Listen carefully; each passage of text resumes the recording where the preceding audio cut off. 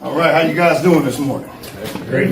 Outstanding. My name is Sanford Whitlow. Today we're going to give a quick overview of what you need to do in the beginning if stuff hits the fan. I'm not going to say the word, but you know what I'm talking about, okay? So I encourage anybody who has any experience, anytime you want to interject and give some thoughts and some ideas, do that, because this is all about learning, okay? So it's more than one way to skin a cat, as they say. So I want to make sure that we all interject. If you got a question or a comment or even something we don't say or something that we didn't think about, I want to put it out there because I want everybody else in the room to learn something also. Okay? So feel free to open up and talk, and you know, we do like school, raise your hand so that way we're not all talking at once. I had a couple back there. I said they sat in the back as soon as they got here. Remind me of high school. I sat right in the back.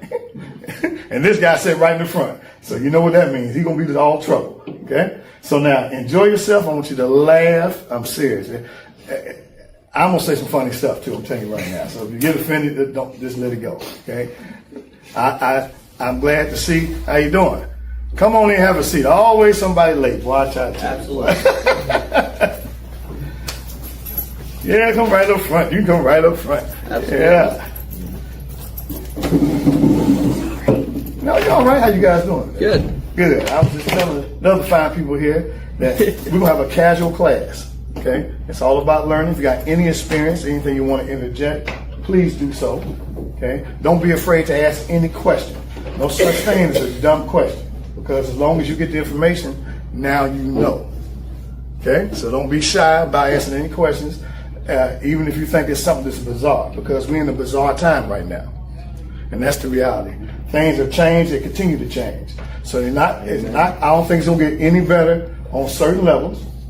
And I think people who believe that are in some kind of denial.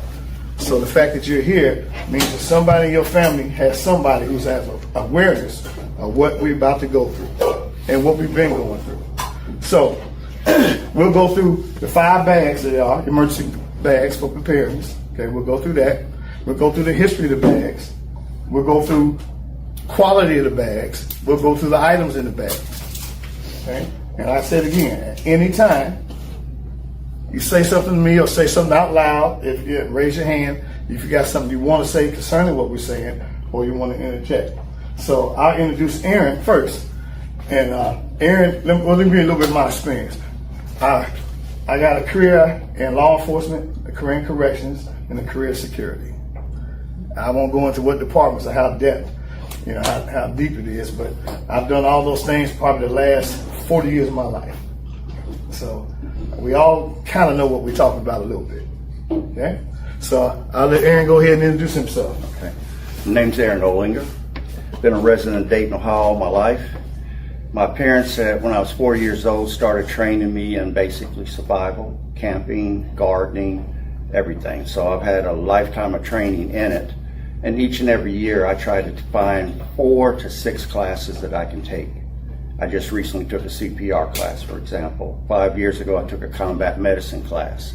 Just come in, find your spot. I've studied 4 different systems of martial arts. I'm an avid sportsman, camper. Like I said, I'm constantly seeking knowledge. I like sharing knowledge with people. So going with your flyers that I put out there for you, those could be used as templates if you decide to build your own kits to give you an idea of things that you can put in them. But you must personalize the kit to suit your needs. So keep that in mind. Basically, we'll start off with a little history of the bags. Red Cross actually designed the first bags. They deal with a lot of refugees around the world. So it was better when people showed up to the refugee camps if they brought essentials with them. Then FEMA got into it and started pushing the issue of everyone having a bag.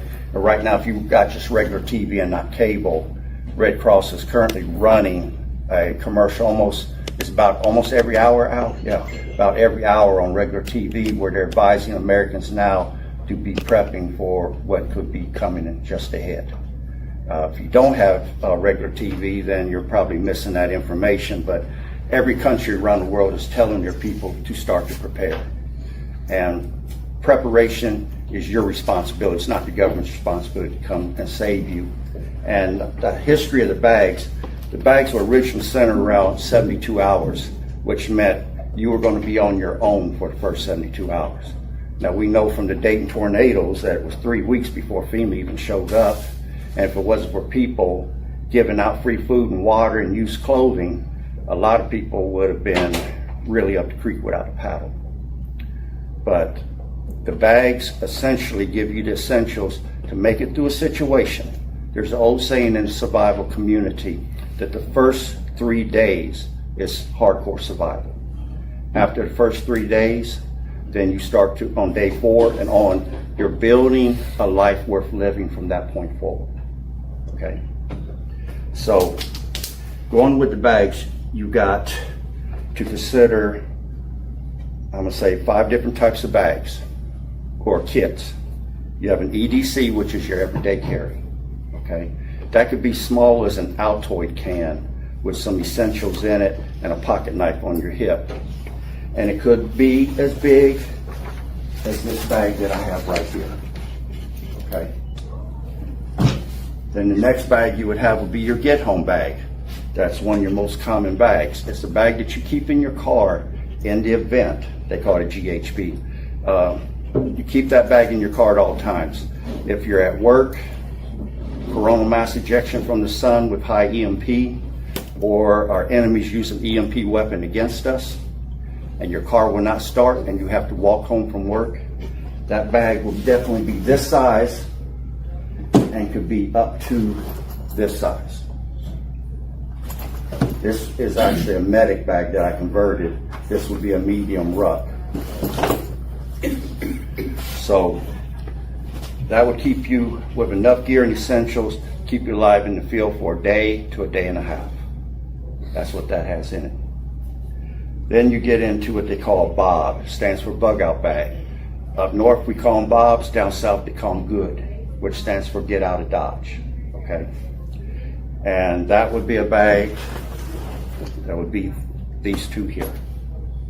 Now you could go with something like this, but if you go with this size, your bushcraft skills have to be really top notch if you're going to go with a bag that light and that small. Now your last bag is called an inch bag, INCH. It stands for I'm never coming home. The situations like Chernobyl's done happen, or you live overseas and ISIS is coming down the street with their military and you got to leave now, and chances are you're never coming back. So that would be a bag of these two here size, which would be about 50, 55 liters, to a much bigger bag that can go up to probably 70 liters. And what you will equip that bag would be essentials to help give you an advantage on staying alive in the event you cannot return home. Okay, does anyone have any questions at this point? Okay, now you may ask, well, how much should my bag weigh? All right, idealistically, 28 to 33% of your body weight is going to be the perfect bag weight. It's lightweight and you can move fast, you can cover more distance. Unidealistically would be 35 to 45% or 40% of your body weight. Now, this bag here is my personal. I'm 275 pounds. Idealistically, the bag should weigh about 30 pounds. But I believe in my comfort, so about 40% of my body weight, this bag weighs 60 pounds. The heavier weight means I cannot hump it as far, and I cannot can't go the distance, and with my knees being slightly bad, I may not be able to handle the weight for a long period of time, like I could a much lighter pack. Let me ask you a question. Would you say, I ask these questions on your behalf, in case you're thinking of it. Would you say when you got a bag that's that size, you can prepare for 2 people and one person be the carrier? Yeah, you could do that. Okay, right. But Can I take that question one step further? Yeah. What about if you have kids? each kid should have their own bag. What if they're And I should have brought a flyer to cover that, because I do have a flyer that covers what a kid's pack should have in it. But the kids, if they're able to walk, should be able to carry a bag, and I would keep it as light as possible. But let's go with qualities. I don't have a question. Mm-hmm. So these bags are like specialty bags. Where do you get bags like these? Okay, this is my business that I own. I'm a gun show dealer. I'm with the C&E Gun Show. In fact, we have a gun show next weekend here in Dayton at the Montgomery County Fairgrounds. Saturday 9 to 5, Sunday 9 to 4. Costs $10 admission to get in. If you look for that, you can find my table. I have a variety of weapons, including personal self-defense items that's non-firearms. But I have a lot of these bags up on the table. I will have kits already built that's fully equipped. Something of this size could range about $220. This size could be in the high twos. These two could be fully equipped out, could be, I say, $350 to maybe $420. And then there's still going to be items that, when you personalize it, that you're going to add to the kits yourself. Okay, but I will make them to be general purpose bags that will handle the majority of situations you would be in. Now, can you have a bag at your house to handle a specific incident? Sure. You can have a blackout bag. In the event that you think the power grid is going to go down, you can have a bag set up just to handle that. Or if you think there's going to be a chemical attack or biological attack, you can have a bag set up. It's got a gas mask in it, Tyvek suit, boot covers, rubber gloves. You can specifically set up bags to handle certain situations if you want. But general purpose, you must have that. That's your basic bread and butter bag. The one page that doesn't have nothing on it, on the back side, that's a general purpose bag, if you were looking to build your own. Let me ask you this, Aaron. What would you suggest? Because I think the man had a good question about your children. I mean, you know, when you get old like me, you forget about little kids. But that's really, really important. What would you suggest for a parent if a kid was carrying a bag? What would you suggest to be a few things a kid would have in the bag? Okay. And like, what age are you talking about, sir? 2 and 4. Okay. That Oh, makes sense. Right. I can see the 4 having one, but Right. 2, you're going to have to combine that into your own bag, because you're going to have to carry formula, baby diapers, any sort of creams or things to handle rashes. You're going to have things specifically for them. But if they're 4 years old, they can have a small pack of this size to that size and be able to carry some of the essentials that they would need. I would also include treat foods, because when you're in a survival situation, morale is going to be key to try to maintain a person's morale.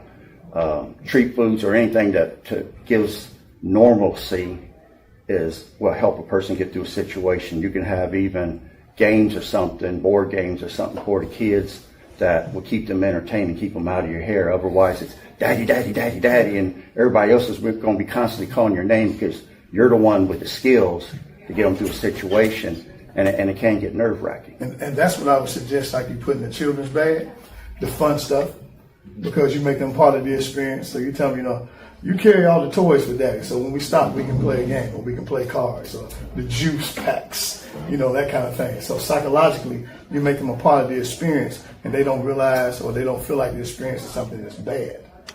So that's what I would suggest. Yes, sir.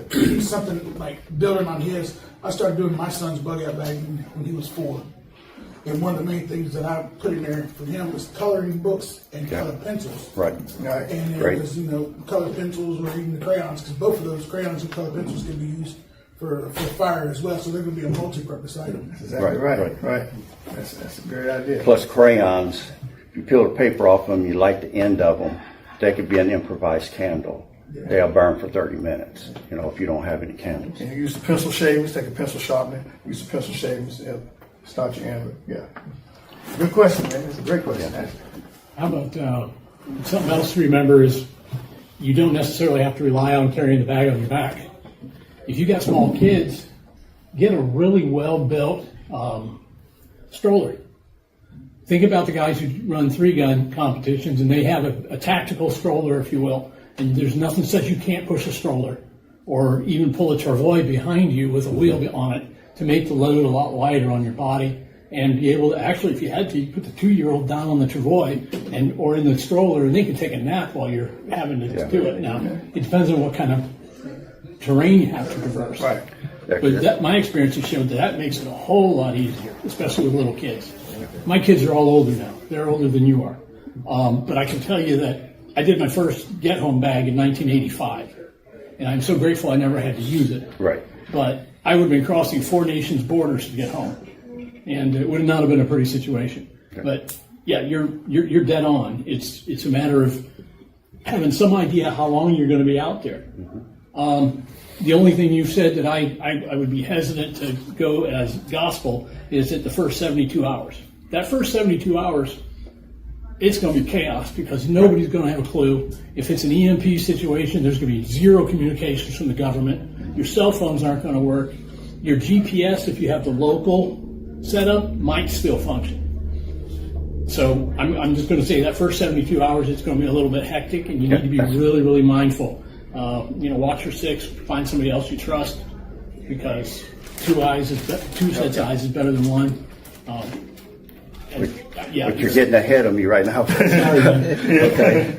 But going off of what he said, your physical limitation is going to determine how much weight you can carry and your personal stamina. Now, if you're an elderly person, you can get a wagon, you can get a big bag with wheels on it, and you can put a strap across your body and you can pull that behind you. But you're going to be greatly limited to roadways or smooth pavement areas. Now, but he was talking about, and I got this from the military, I go with 2 is 1 and 1 is none. I'll have 2 of anything is better than just 1 of something. Because if something breaks down, if I've got 2 guns, the same make and model, one breaks down, it becomes spare parts to keep the other one running. If I got 2 people together, working together, I always have someone that can watch my back. So I've got redundancy built into a lot of these kits where one method fails, like say starting fire, I have multiple methods built in of being able to make a fire. But going to the bags, now you can get bags as high as $200 to $600 something. They're molded, they have frames, some internal frames, some have external frames. I'm assuming everyone in here is budget, so you may only want to put a certain amount of money into a bag. A bag this size here is going to run you about $40. This could be 42 to about 48. Both of these would be about $55. Okay. Now, some of the qualities that you want to look at, you want to check and see if the stitching is double stitched. And when you pick up the bag, snatch on it. I mean, really pull. Because the last thing you want to find out is that it's just single stitch, not double stitch, and you're running for your life and one or both straps breaks on you. That you don't want to be in that situation. So check that. On most rucks, they're not going to have a frame at all. Frames cost extra money, but they will have compression straps on the side. You'll want that. You want padded shoulders so it don't dig into you so bad. And if you can, if it's got padding in this area here that fits against your back, you're going to want that padding. If it has no padding and you put a change of clothes in your pack, put it closest to fit against your back. Otherwise, it's going to work you to death. And crucial, if you're buying a rucksack, is this chest strap. Okay? Without that, this thing, if you're moving any speed at all or you try to jog, run, them straps are going to keep sliding down, sliding off, and it's aggravating as hell. Then your waist strap here is key because it helps your hips to be able to support the body weight. The weight of this pack. On the real expensive packs, this thing would be molded. It would come out like a seat and then hook in front of you, and it really carries that weight so that your shoulders aren't carrying all that body weight itself.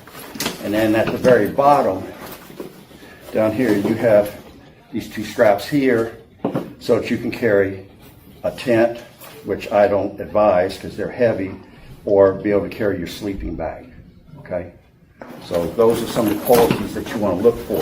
Now, when you put your bag together, a good general purpose bag is going to handle about 11 say categories. And your first three is going to be water, food, and shelter. So you want to have the ability to have water, the ability to be able to purify it and be able to carry it with you. Okay.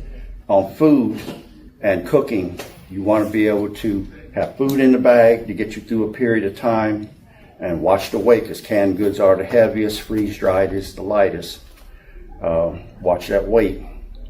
But food, and then have some sort of means to be able to make a hot meal. Okay? That's crucial, again, even for morale, or if you're in the winter time or something, being able to get that hot meal is going to be crucial. And then shelter, have the ability to have a tent or something that's going to get you in and out of the elements. Okay? Now, the cheapest tents you can buy are these emergency tube tents. They're about 15 to 20 bucks. All you need is some strained form between two trees or whatever, and that fits easily down into your kit. But they're usually only for one person, so keep that in mind.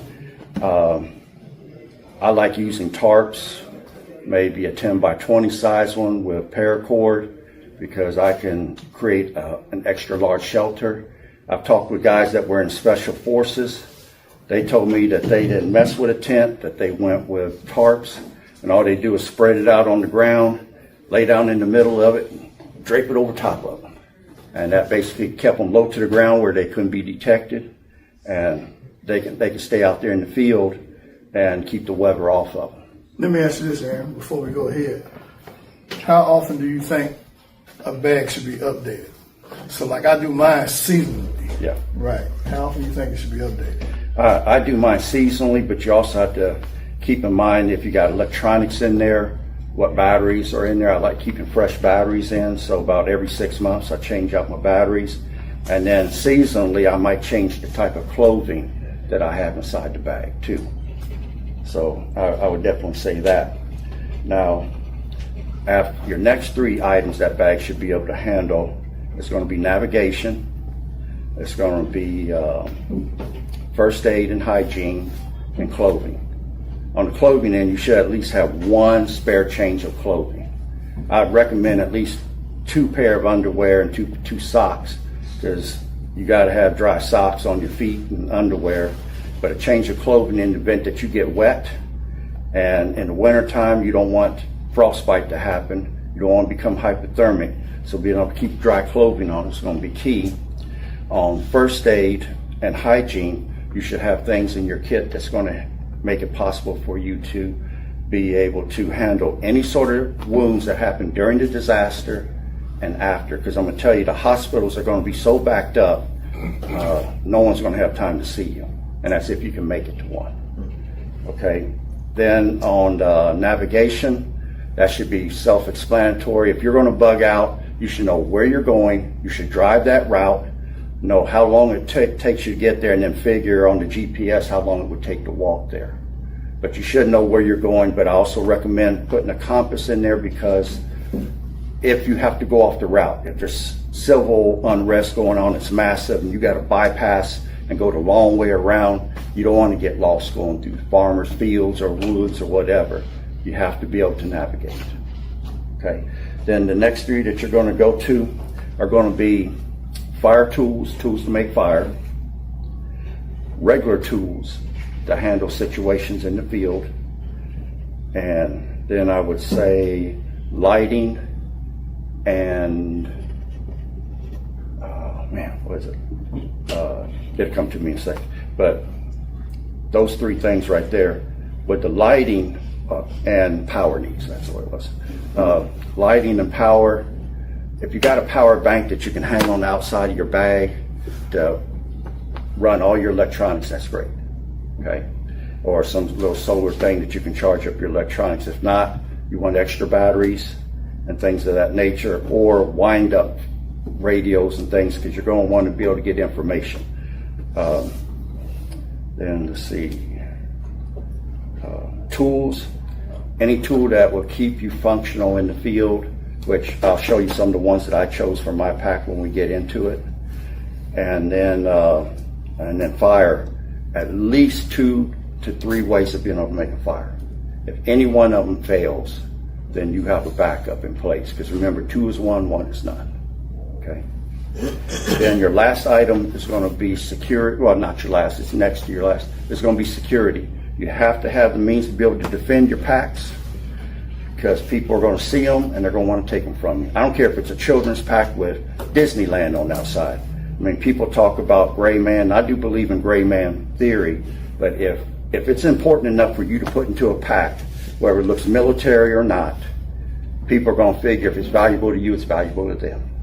So you're going to have to be able to defend your pack, and maybe have some things set up around perimeter trips or something to let you know if someone's sneaking up on your position. And then last but not least is miscellaneous. Under miscellaneous, these are anything that you feel that you would need in the event you couldn't return home, that's going to make life easier. Okay. Go ahead. Can you explain the gray man theory? Okay, gray man, it's simple as this. It's what I call urban camouflage, okay? In the event that, say, a disaster goes down, we're a few weeks into it, if everybody outside looks dirty, smelly, because they haven't bathed in weeks, and I'm going to tell you, morale goes down after about a week of not bathing. It starts to affect you mentally, and it will affect your hygiene as far as getting itchy and getting skin rashes. But when you're in the field, if you see people that are dirty and you go outside and you smell like Irish Spring soap and you got cologne on and you're all clean, your clothes look clean and pressed, you just made yourself a target, okay? And understand that. Desperate people are going to do desperate acts. And if you look like you're not having it as hard as they are, you're going to get attacked. You're going to get mobbed. And they're going to be looking for your resources. So to appear to look like them, if they're complaining they're hungry, you want to look like you're hungry. You don't want to be talking about, oh man, I just ate this morning. I'm okay. You're making yourself a target by saying something like that. So if they look dirty, you want to look a little bit dirty. If there's faces and stuff, you might want to smear a little soot or something on your face so that you look the same. You want to blend in and look like everybody else so that you're not made into a target. Okay. Any questions on that? That's a good question, Steve. Go ahead. Get in where you fit in. Okay. So now let's get into the contents of the bag if everybody's okay. I'm gonna have to hit and miss because I've only got 25 minutes to go. I can do 2 hours on just this bag alone, but they really limited me on time. Okay, this would be called a get home bag. All right. On the side here, I have a military IFAC. It's an infantry first aid kit. But I added a couple items to the kit, which I added a tourniquet. If you get any sort of wounds to your limbs, you need this.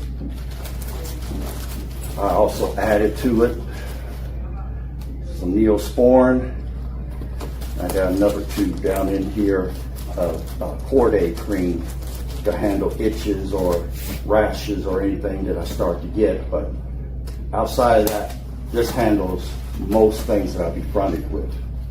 In the top pocket, I have something called, these are compressed towels. Is anyone familiar with these? Yeah. Okay. I'm sorry, what is it? It's called a compressed towel. Compressed towels. I'll show you what it is. Water.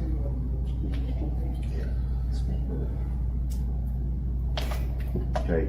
It's about the size of a dime. Put it in a little cap with water. Put some more in here. Because remember, one of the things that you have to be able to cover in the field is going to be hygiene, first aid hygiene. If you have to clean a wound out or something, these, when you add more water to them, let me add a little bit more water here,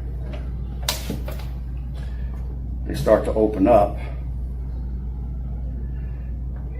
and it gets big enough that you can use it as a washcloth, a little small washcloth. They're real strong. Well, I don't know that too hard, but you can wash your face, you can wash your hands, you can clean wounds with them. If pressed, you can just pull it apart before you put water to it. You can use it for fire tender. Anything that's multi-purpose automatically goes into the kits. Okay. If necessary, you don't have TP, this can be used for TP. Okay.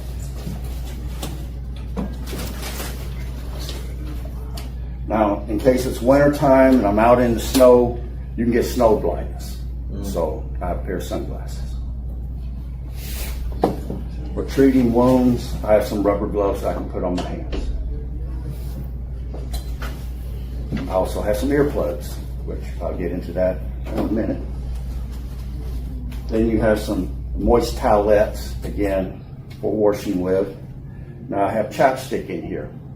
Extreme summer or winter, your lips can get chapped. If you don't treat them, they become infected. Anything that becomes infected can turn to something else. I mean, infection can turn to gangrene. So I can take this off, I can treat lips. If I get a scratch, I'm in the woods, I don't have time to stop, I can rub that over that scratch. It forms a barrier between me and Mother Nature and keeps that wound from becoming infected. Now, in a survival situation, you treat anything, and I don't care if you've got a manly man with you, he says, it's just a scratch, it's okay. No, we treat everything because infection always turns to something else and can become life-threatening.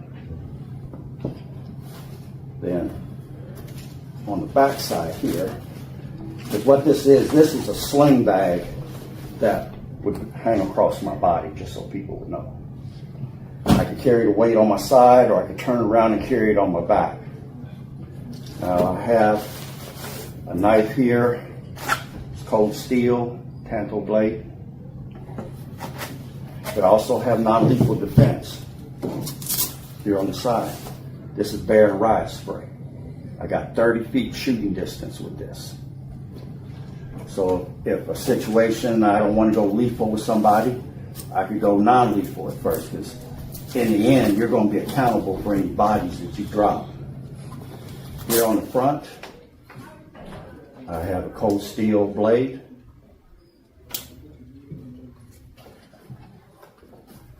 And on the side, I have a high lumen flashlight, a torch. Now on the very bottom, one box 9mm bullets.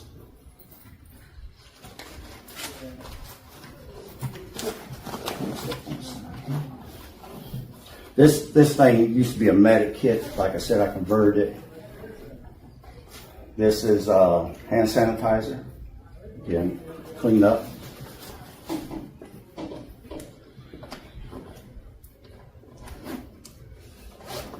This thing is just full of pockets. Now what I have here is a 55-gallon contractor bag. A get-home bag is not very big. Now sometimes you can find rain ponchos for $2 or $3 real cheap, but they're one use only. I can unroll this, turn it inside out, cut a head hole and 2 armholes. Now I've got rain protection. Okay. Then I have 2 bandanas. Bandanas could be used for a sling, a bandage for a head wound. I can cut strips off of this and tie tree limbs to my leg for splints. I could use this to purify water with, to help purify water to keep the large pieces out. But I have that in there, and I have 2 of them because when you start using them, you're going to go through them pretty fast. Now my top pocket here, I have 1 candle. And I can also use this to help to make fire with if the wood is kind of wet. Pain relievers, compass, 2 lighters in case one fails, and some extra medical tape.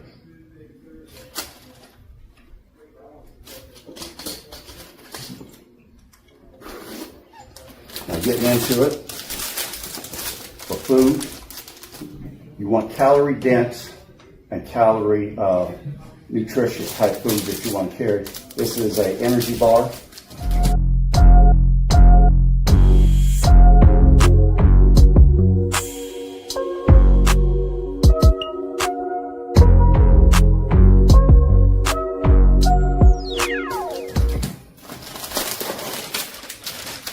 This is what they call a life straw. I can go up to a water source. It's a giant straw. Put this in my mouth, put that end off. I can go to a creek or river, put that end down in it, and I can drink the water. It makes it safe where I can drink it.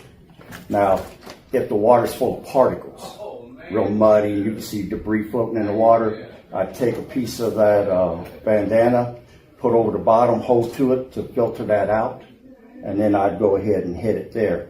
Because these are good for 1,000 gallons of water. But if it fills up with particles, you might only get 5 gallons out of it. So if you can keep the particles out of it, by pre-filtering it, you can use a sock, you can use stockings, anything to cover that up to keep the debris out would be to your advantage. But you can get these at Walmart or Myers. They're anywhere from $19 to about $25. But if you wait until a situation happens, they could be $50 or $100. Okay. I carry 2 bottled waters. Bottled waters are 16 ounces. To stay hydrated, I will drink 8 ounces at a time. Now, once they're empty, do I throw them away? No, because if I get to a water source, I can just fill it up and I can utilize it. How can I make that water safe to drink? I have water purification tablets. You see, 2 is 1, 1 is none. If this method doesn't work, then this will get it. If this filter don't get it, then the water purification tablets will.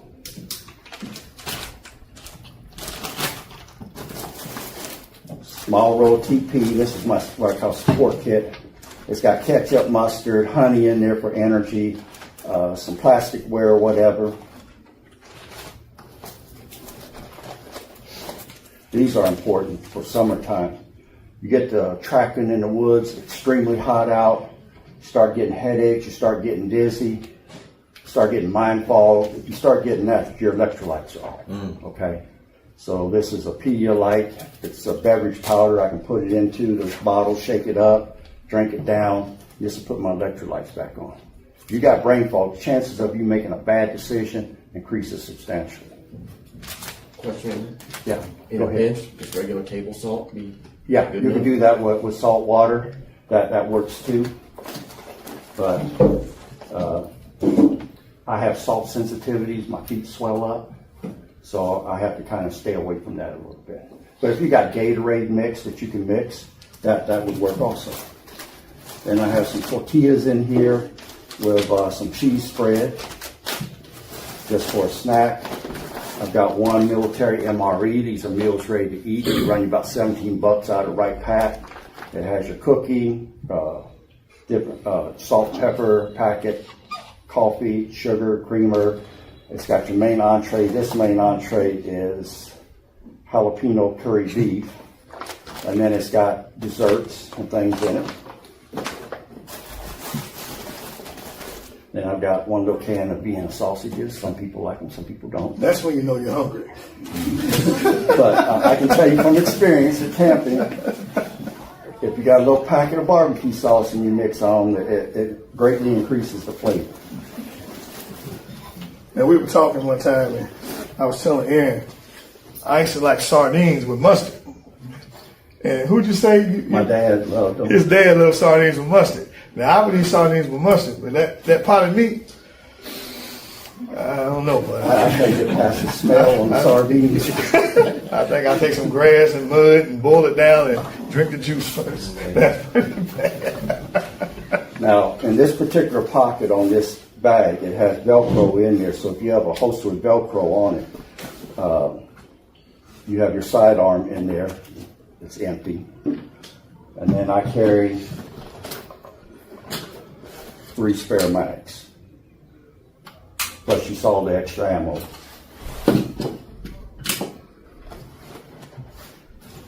And without going into too much more detail, that's basically what I have for a day and a half survival in the field on a get home bag.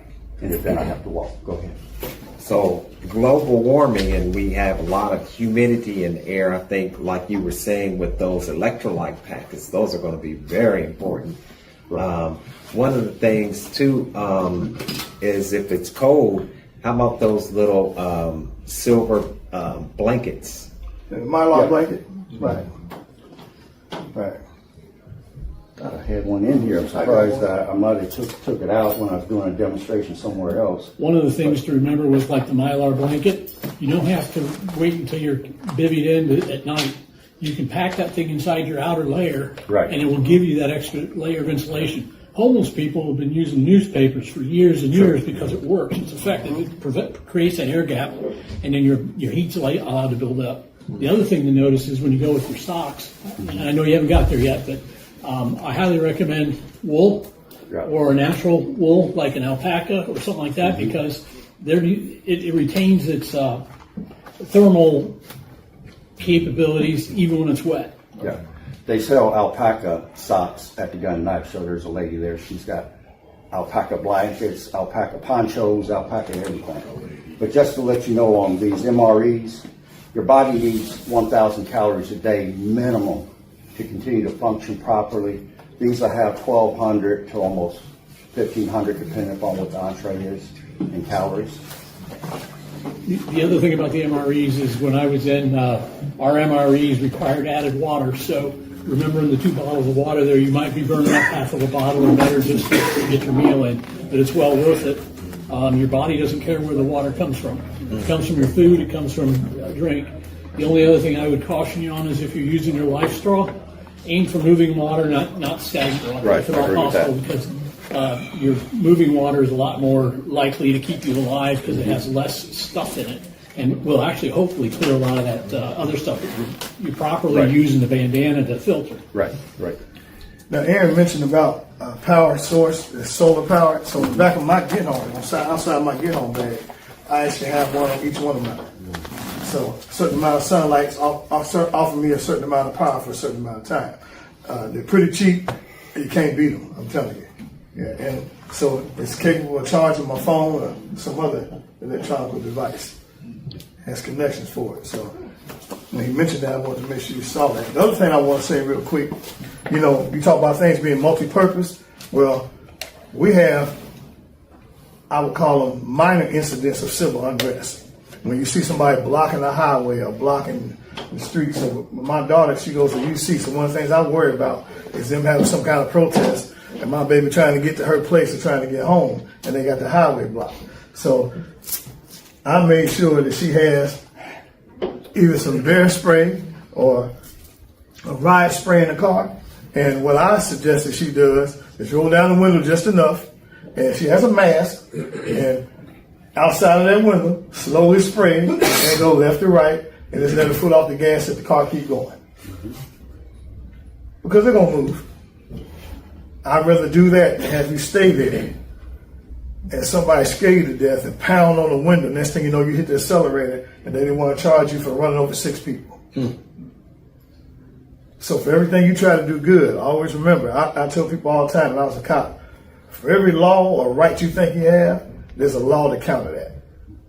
So keep that in mind. So even in doing the right thing, you can be subjected to the wrong consequence. So I just want to say that. So it's a multi-purpose thing. So I believe in having something like this in the car, in the door panel all the time. Especially if you're just not the kind of person that can handle certain stresses. So just keep that in mind. So the things he showed you that are multi-purpose, use them for multi-purpose. You got a question, brother? Well, I just wanted to touch base on the MRE stuff. In a dire situation, every need is a necessity. So if you're down to your last bit of water, you can also, and I know it sounds nasty, but use your bodily fluids to warm your food. Yeah, as well. I've heard that. That'd be my last choice if I had to. Yeah, that's what I said. And I'd have to use that life straw because I heard the life straw takes a lot out of it to where it makes it more palatable. Well, I was saying you can use that in your food. Yeah, right. You can. You have to, Use right. that in your And you can, yes. One thing before he goes into the big bag, I want to make a note of. I keep an extra duffel bag in my car besides my get home bag, and that extra duffel bag. You talked about clothing and stuff. So I like to go out and play dress up a lot. So if I'm dressed up and I got on certain kind of shoes, certain kind of clothing, then I'm not prepared to go through the woods. So I always carry just an extra duffel bag that I can change out of stuff in. I carry like knee pads. I carry a reflective vest in there. I have jeans, I have a sweatshirt, and I carry a pair of boots and a pair of work socks. I have that in the car all the time too, just in case. And I think a lot of times when we go out, it's like I might tell my wife, I say, you know what, why don't you take that jacket? She said, well, it's 70 degrees right now, but it's going down to 30 tonight. So what's wrong with having the extra thing?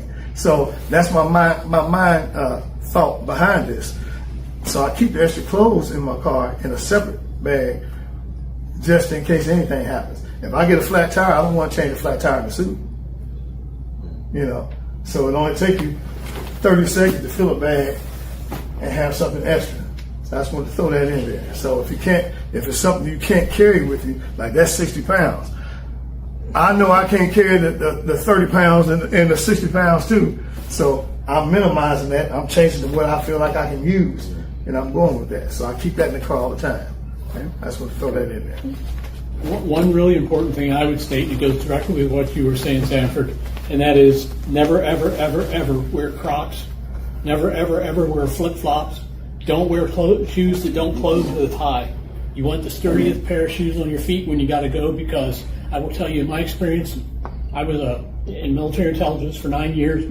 My being able to get from point A to point B is meant staying alive or other people getting killed. And I can tell you that all the special operators I ever met, and I worked with a ton of them, was that they never wore something that they couldn't lace that wasn't sturdy, because if you got to run, you can literally run out of your shoes. And you need something sturdy to protect your ankles, which protects your knees, which protects your back, and allows you to stay upward and mobile when you need it. So it's critical to wear good shoes, and that's why you're having a pair in your bag. That's right. That's the huge thumbs up for me, because if nothing else, that's your base. And I've got a pair of nice hiking shoes that I've got to put back that And that's I perfect. trade into. Now, on my main bag, I have a machete on the outside, and I have a big blade here that has both a compass and a trap thing. Now, real here. quick, when you say your main bag, tell them what you mean by your main bag. Okay, this is going to be my bug out bag, my bob, or what they call good bag, get out of Dodge. Now, what I've got tied on here will actually go onto my side. I try to always wear a belt thick enough that I can put a gun holster on it and put a knife and machete on it. So I always try to wear a good thick leather belt for that purpose. But people see this hanging here, and this is just for convenience for me, because when I grab this handle and I got to run and throw it in the car real quick, I don't want to leave these two items behind because I forgot them. So I just tie them on. Now, I have a shovel here, and I prefer the full handle to the fold-up handle, because this is less likely to break. Those fold-up ones, when I've used them and the dirt was hard, they bent right at the joints, and I didn't like that, so I went and got a full handle one. I can dig a latrine trench with it. I can dig a foxhole with it if necessary. I can use it in my hand as a weapon to strike with. So since it's multi-use, it goes on the bag. I have a carabiner ring here that holds it onto the back of my bag. I should have mentioned this earlier. You want to get a bag that has these molly hookups. Some people call them Mo, some call them molly. But the more of these that's on the bag, the more additional stuff that you can add. You start looking like Hobo Joe when you get too much on the outside, but I'm not trying to be fashionable, I'm trying to survive. So now, inside one of the compartments, I have these fuel cubes by Estet. Each cube burns for a total of 14 minutes. They reach boiling point if I had to boil water in about 7.5 minutes. If I want to warm up a can of soup or anything that I'm cooking, I could use these fuel cubes. And if I'm going to cook beyond 14 minutes, I can double stack them. Can you show it a little bit again? Okay. You can get these off of Amazon. They're about somewhere between $8 and $12 for a box of 12, which 12 would give me the ability to cook total of 12 times. To extend my power, I have AA and AAA batteries. Those are your most common batteries to fit most electronics. You just get a little case, fill it up with extra batteries to man your electronics.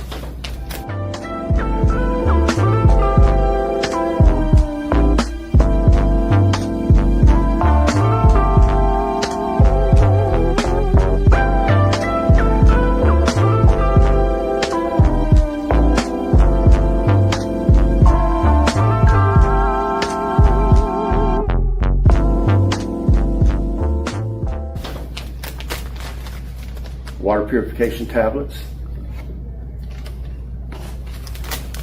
He'll know what this is.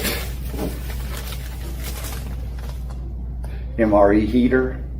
You fill it up to this level here where my thumb is. It holds, you put just water in there. These things heat up. You can put your entree for your MRE down in it. Lean up against a tree. So many minutes, the food's hot. One time I tried to test one of these to see how much life I could get out of one. I put an entree in. It was steaming hot. I put another one in and it got warm, but it wasn't super hot. But I could have done two MREs on that. Hand sanitizer. Because again, it is important to keep your body clean in the field. Now I have 2 is 1, 1 is none. I have a can opener. These are most forgotten about with survivalists. They go somewhere and have all this equipment and won't have a can opener to open the can. If I lost that, or someone allegedly borrowed it and didn't give it back, I have GI can openers, which I know you know what these are. If you don't mind sitting there and cranking around them. Got one on your keychain? Okay. Every day. Okay. You can also open a can against a flat surface like Sure. concrete because it's the old seal on the raised rim, if it still has a raised rim. Right.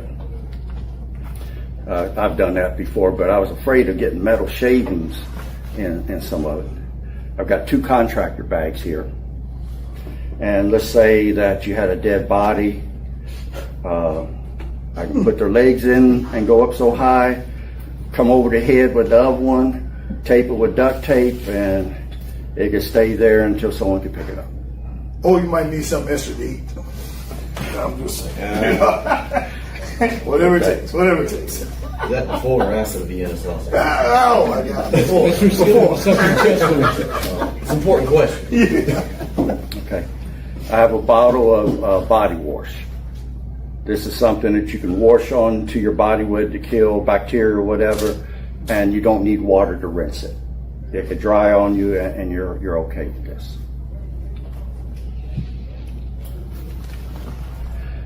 Also, just unscented dial soap. So I have 3 different things here to try to keep clean with while I'm in the field. Now, tool-wise, I have a hobo knife,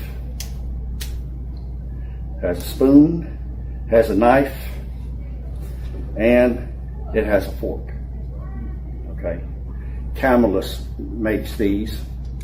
Now, if I want to have it loose, I got to cut my meat. It comes off into 3 sections to where I can cut my meat or whatever and eat, and then it all goes back together. They call them hobo knives.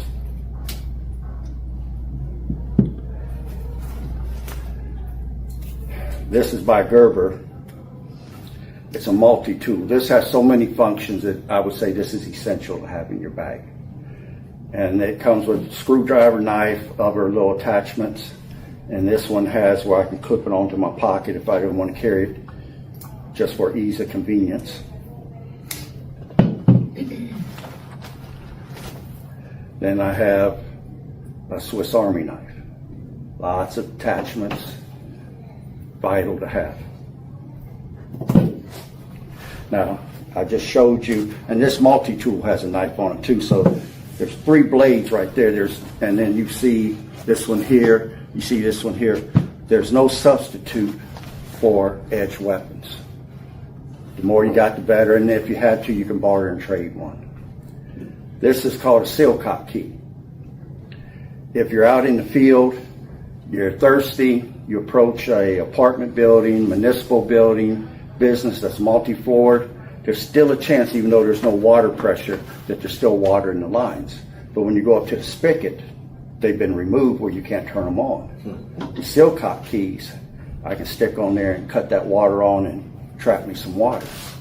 So just to be able to get access to certain things. And then there's some municipal buildings that have water storage containers on top, and you'll be able to get extra water and stuff if you've got this.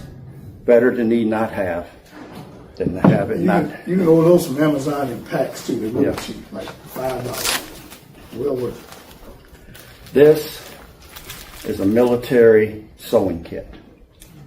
All right. What if my strap broke and I gotta make a repair? What if I have to make a repair on a tent or whatever? I could tear my trousers or something. This I would say would be vital to have a little small sewing kit in your kit. Excuse me. Yes. What's the difference between a military sewing kit and another sewing kit that has like a little pair of scissors, needles, and thread? Actually, the other kit would be better. Pardon? The kit that you just described, Okay. that would be better than the military kit. Okay. Because it doesn't come with as much thread as the kit you're talking about. Okay. Your kit would actually be better, but I've got everything jigsaw puzzled in here. It's the reason why I got this box here. I'm not going to be able to get it all back in, so I'm just going to dump it in and go home and then jigsaw puzzle it all back together. So, because again, I believe in my comfort, so I got quite a bit of stuff here. Thank you. Close this up. But what you just described would be the better one if I had the room. Okay. Down here is my medical. Pop these containers off. All right, I have a travel size toothpaste and toothbrush. It's still hygiene is part of the first aid, so it's important to have that. You still want to take care of those pearly whites. Here's my life straw. Here's my water purification tablets. 2 is 1, 1 is none.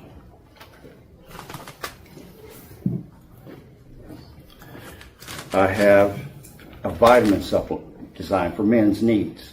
When you're in a survival situation, you're going to exert yourself more than what you normally would. A good multivitamin to maintain your health is going to be good. Plus, depending upon the type of food you choose to put in your kit, if it's not nutrient dense or calorie dense, you may not be getting all the vitamins and minerals that your body needs. This is the most forgotten item to have in your kit. If you're on prescription drugs, you have to have these. I mean, when the people went into the Superdome during Katrina, a lot of people forgot to bring their prescriptions and they were in trouble within a day or two. And then you had the thugs there that decided, the ones who did bring them, well, I can get high on that, whether they could or couldn't, and they physically took them from the people. So this is the most forgotten thing in a survival crisis. There's going to be no pharmacy where you're going, and you're going to have to hold out until one does open back up. Okay. I got a clamp off a vessel with. Again, medical gloves. More of the electrolyte stuff. A little small container of what do you call this stuff? Hand sanitizer. Hand sanitizer. Now, I don't know if you guys notice or not, but if you got wood and it's slightly damp and it doesn't want to light, you can pour hand sanitizer on it. It goes up like gasoline because of alcohol content. Again, if it's 2 or more uses, in the bag it goes. I've got Band-Aids. This is quick clot. It's a hemostatic agent. In the event someone was bleeding and was having a hard time stopping it, I could take this out, put over the wound, the hemostatic stuff in it, gels the blood, makes it where you can clot it. Okay? Now, if you can't get quick clot, because this is a combat gauze, go to Myers and get something called stop bleed. It's still the same thing. I actually think they have some out here at the range. I think they have some. Oh, they do? Kit, the kit that you can buy that actually has that in it. That's always suggested. Okay.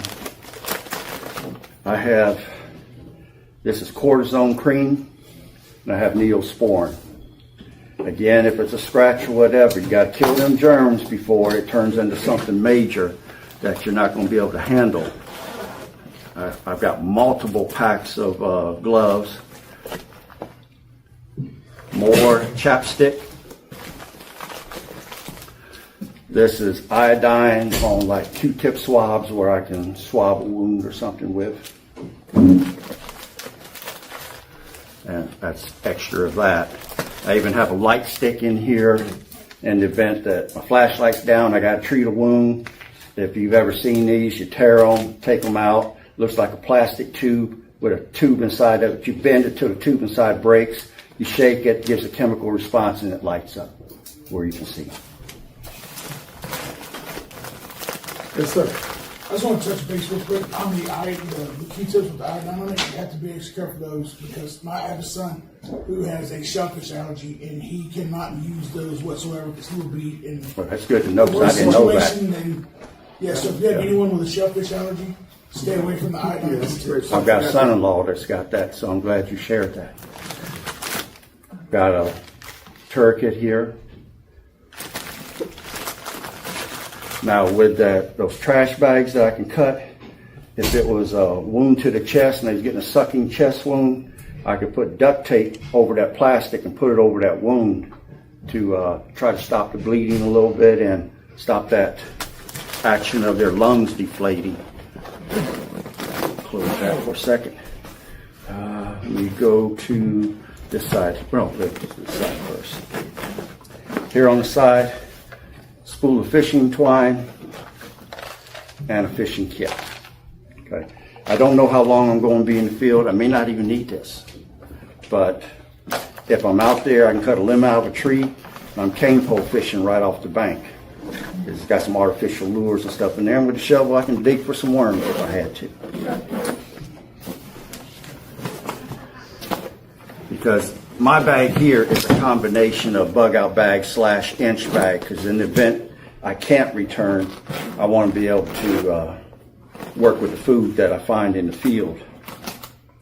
This is another carabiner ring to add something else to outside of my pack. Extra set of boot laces. The last thing you want is for your shoestrings to break. And then there you are. You're not getting the proper support, twist your ankle or something. These are UCO candles. It has 3 in it. Each one will burn for 9 hours. And they're made of beeswax. So if you burn them, you see, go in a church and you see where they burn candles all the time, the ceiling's all smoky and sooty. If it's made out of beeswax, you don't get that soot effect. Plus, say I'm in a car, I'm stuck in a snow mountain, there's a blizzard going on, I can light these, put them in the car. I'm not going to get toasty warm, but it will be warm enough that I'm not going to get frostbite and I'll be able to survive. And like I said, they burn for 9 hours each.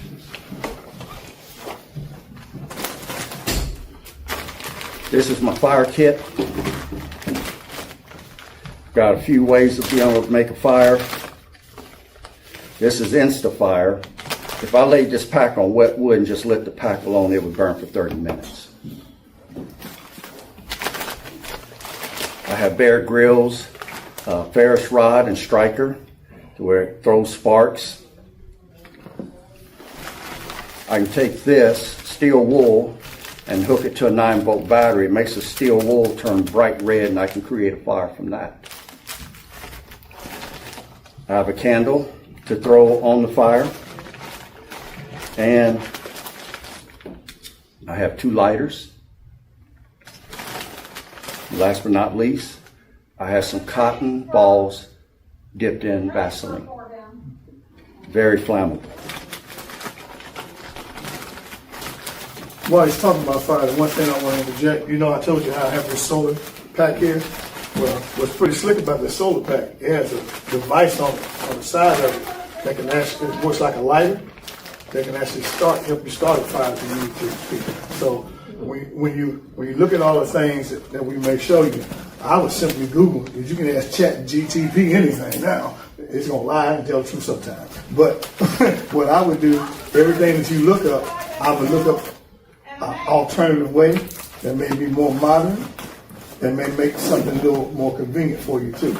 Because having this as a way to create an amber is a different thing you might not have thought of. You know what I mean? So as you look at it, I also think outside the box and say, how else can I make that happen? Always ask yourself, how else can I make that happen? Like you said, 2 is 1, 1 is none.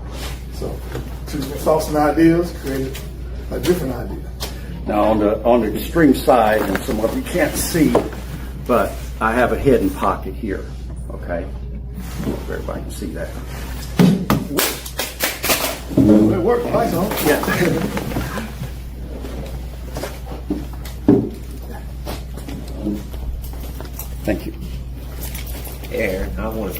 also not overlook that you had a lot of that material in a Ziploc bag. Can you? Yeah. Reason why is for dampness, rain. When you first buy the packs, they say they're waterproof, but just like the military pants you buy, they say they're waterproof. After a few washings or whatever, water just soaks right through them.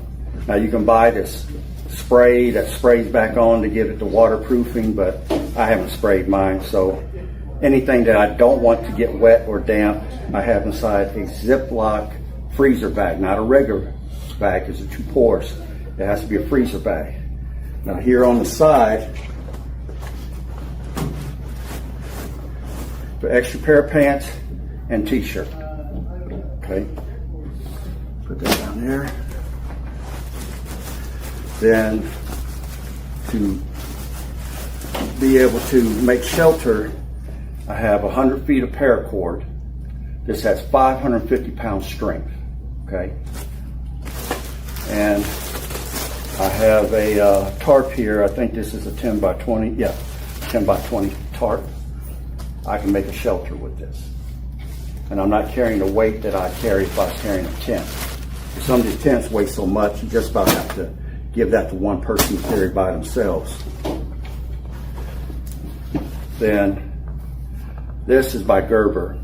I don't even know if they make them anymore, but this is a game kit to where I can surgically clean a deer or any sort of big game. Has your little zipper thing here. If I got a deer or hog hanging up, I can cut them and go right up their body to start to butcher them. It's got a pocket knife in here. If I run into any bone, I have a bone saw. But this is basically and then I've got extra blades right here, but I have a Gerber pocket knife here. And again, this is probably the 7th knife that I've got inside my kit. But each knife has its purpose. I mean, I'm not a guy that says a hammer's going to do it all. I want the right tool for the right job.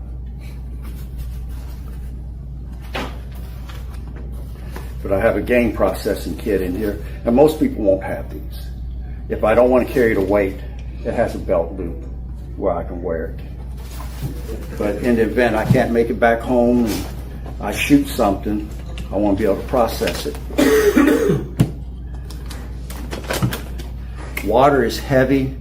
Between water and lead, it's going to be the two heaviest things you'll be carrying in your pack. A gallon of water is 8 pounds, 3 ounces. I carry 4 bottled waters along with my life straw and a water purification thing. A pair of leather gloves. If these become cut and infected, you're useless. Okay? So you want to be able to protect the hands in the winter, even in the summer, and you want to have gloves on when you're processing the meat because that knife can slip, you can take a cut, let the gloves take the cut, not you. Okay? This you can get at the dollar store. These are body wipes. They run you about $1.25 for 12. Take them out, it's giant washcloth. They're already damp. They already have whatever's on them, and they're alcohol free if you have alcohol sensitivity. And you can wash with these. You can wash your body with them, clean wounds. You can also use these for TP in the event you don't have any. If it's multi-use, in the bag it goes. This is called a camp lantern. If you got a tent, these can hang up in the apex of the tent. They're real bright, runs off of 3 AA batteries. If you got a blackout in your house, it makes where everybody can see things. Also has a flashlight. Then it has signal lights, Morse code, SOS, things like that. But again, I've already showed you I'm carrying extra batteries, so if that runs out, I can re-equip it. In one of my pockets in here, I have a pack of 3 big lighters to back up what I've already showed you, and my fire kit. Because these, right now, a lot of people don't smoke anymore, so a lot of people aren't carrying lighters no more. If I wanted to barter and trade these, I could. Again, another thing of chapstick.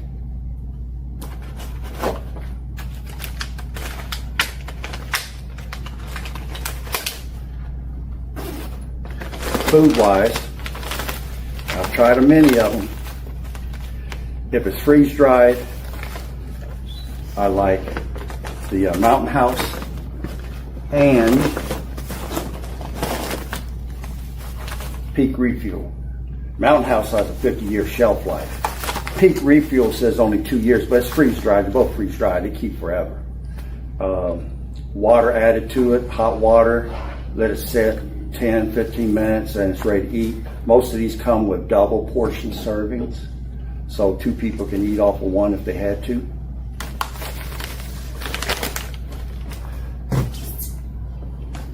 But this here is restaurant quality. It's absolutely hands down the best tasting of any of them that I've ever got. And you can get it in the camping section of most stores. And then I've got, in the event I can't stop to cook and I have to eat it cold, I've got 2 MREs that I can eat on the move.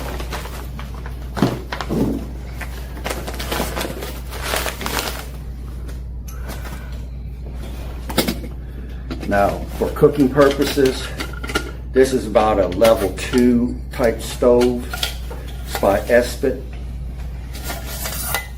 This is the platform. You can see there's a little tiny square inside that holds the fuel cube that I showed you earlier. It's open on one side that you can stick a match in to light the cube. It sets up your cup, or if you had to boil some water, you put 1 cup of water into it, and it sets up like that. You'll be looking at about 35 bucks on something like that. Again, off of Amazon would be where you get them. And then when you're done, you clean it up. It's self-contained. It all goes back together in the same kit. So you're able to cook a meal for 1 person. If you can boil water, you can cook spaghetti, you can cook rice, anything that would require boiling, or you can heat up your MREs, or if you want to heat these up, you'd be able to. I have 1 roll of TP. Got to keep the body clean. I also have, I don't have the full roll, I got the smaller roll of duct tape. Multi-use, if I get a hole in the tent or in my tarp, I can patch it. If I, let's see if I got one in here.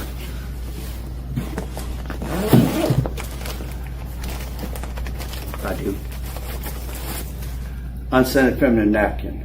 Okay, I got a big gash on my arm. I need a compression bandage real quick. I can open this up, put it on the wound, wrap duct tape around it, and I have a compression bandage to stop blood. Okay. So it's got more than one use in the bag it goes. Over in Bosnia, they was using feminine napkins and even Tampons. That's it. They're using tampons to stick in bullet wounds. The tampon did what it was supposed to do. It would soak up blood and would expand and would create a blood clot. So I kind of learned that trick from the Bosnian War, what they was using. But you want to use unscented, because if it's scented, you could poison yourself with whatever's in it. But this duct tape, I can put 2 splints around my leg, wrap it with duct tape around it. You can do multiple repairs. There's so much that you can do with this that, again, if it's multi-use, in the bag it goes. Let me show this right quick. Go ahead. So this is something that's been on the market for a little bit, and it's for wound care. So it looks like 2 Band-Aids that's connected by a plastic strap, right? And you can literally put it on an open wound and seal them together, where it'll hold together, and then wrap it. So I think this is a pretty good thing you can buy now. You can. I bought 100 of them off Amazon over a year ago. It replaces stitches. Yeah, I mean they really work because I used it on myself. Yeah. Or the old butterflies. Yeah. Yeah. Actually, way better than old butterflies. Those work. And what's good about this, you can do this yourself. It's pretty easy because it's adhesive, and you can hold it and pull one in and pull the next one, and it'll close the wound. Right, so I would advise this wound care, it's called wound care device. I'll let you see it, but you can order them off Amazon. Like I said, I bought huge packs of them, so you can get them different sizes for different size wounds. And since they're so thin and they're light, you don't take up space and weight. And piggybacking off of what he said, in a worst case situation, if you don't have nothing to close a wound, you can actually use super glue. I don't know if anybody knows that. Air Force has been using it since 1967, I Really? believe, in I didn't know Southeast that. Asia. You squeeze it together, you clean it off, squeeze it together, and put that super glue on it. But the only problem with the super glue is when you go to the hospital to finally get treated, they're going to cut that back open, you know. So that's not a good experience being recut again. Now what this is here, and I've got one on my knife, these are animal snares. I mean, you can only fish for so many hours, you can hunt for so many hours, but if you set up animal snares, these are working for you 24 hours a day. So I'm carrying at least 4 animal snares because I don't know when I'll be able to go back. I got a fishing kit, I got animal snares, I have some sort of firearm on me to protect myself. But a lot of people don't even think about these. And if I don't have animal snares, then the, where's it at? Might have put it, oh, then the 550 cord can be used for animal snares.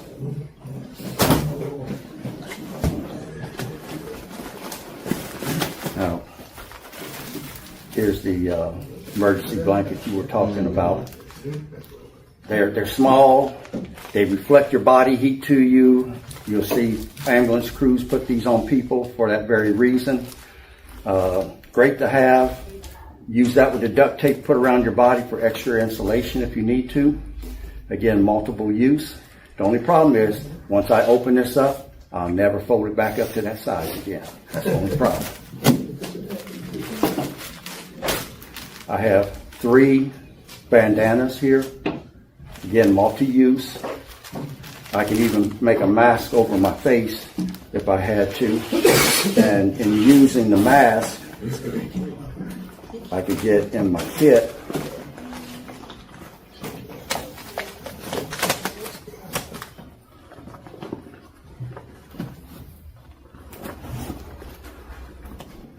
there it is.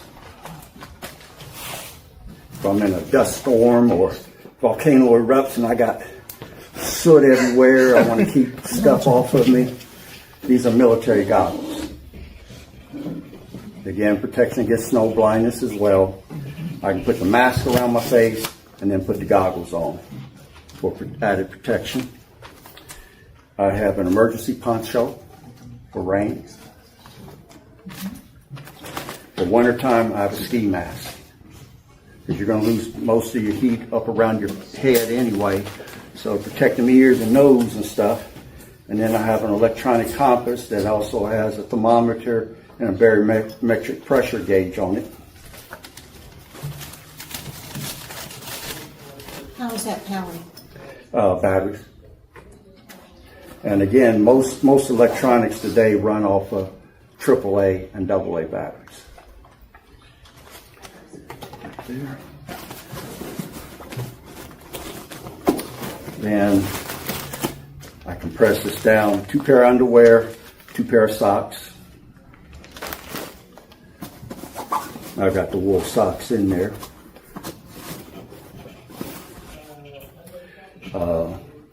Little boonie hat. Help keep rain off your head.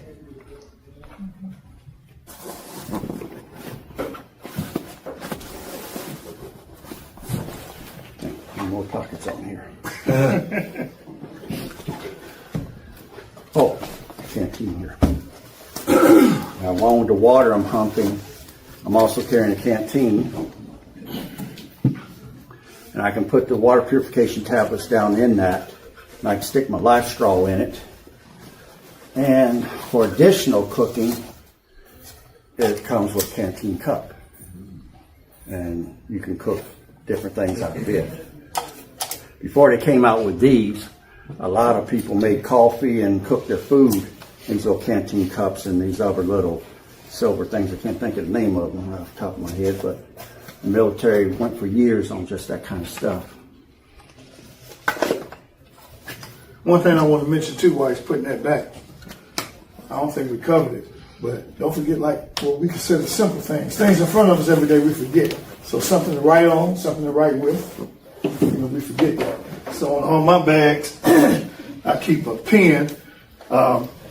There's actually an impact tool also, so it's a heavy duty pen, but it can be used to break a windshield or a side window in a car. It can be used to help defend yourself. And I say this with ladies all the time. We teach together some ladies self-defense classes or ladies protection classes. And one of the things that you'll find in men, because they think of the physical nature that can intimidate you, they come closer to men. Come closer to women because they feel like if you feel their physical presence, you'll cave in. Where with a man, he may step back and he has to size each other up. So with a woman, he thinks that his physical presence on you can make you cave into him. Well, if you have something like this in your hand and you use it in certain areas, in the eyes, the throat, the ears, I mean, you got a heck of a defensive tool here. It's all steel and it still writes. So, you get, after you stab me, write the report. Then I also carry a small torch light. Then I have another light here. Now this is one of those self-wind jobs. Just take it. It's called a 4-in-1 flashlight. You wind this for 3 minutes, it'll play and be able to run for about 3 hours. It has a radio on it.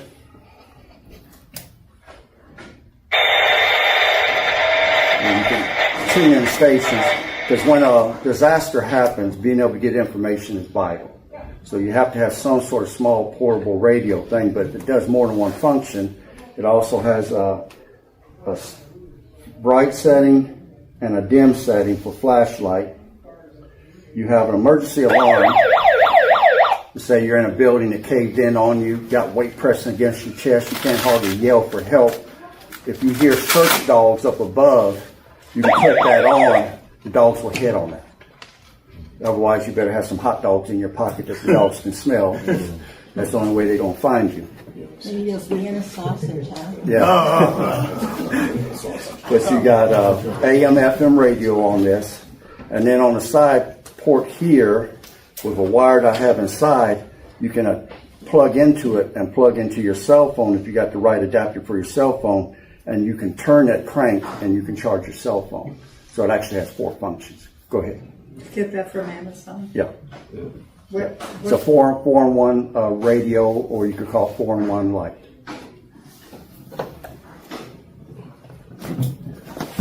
The only problem that I see right now, because I used to sell these, and I can't hardly get them anymore, is a lot more people are waking up to the perilous times that we're living in.